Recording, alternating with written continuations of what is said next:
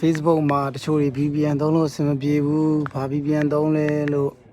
ကျွန်တော်တကယ်ချင်းနေကျွန်တော် border တွေကမေးရလို့ရှိတယ်ဗျအဲ့ဒါကြောင့်မလို့အခုလက်ရှိကျွန်တော်သုံးနေတဲ့ VPN တွေကအကောင်းဆုံးဖြစ်မဲ့ VPN တွေကိုကျွန်တော်ကဒီ YouTube ဗီဒီယိုလေးမှာတင်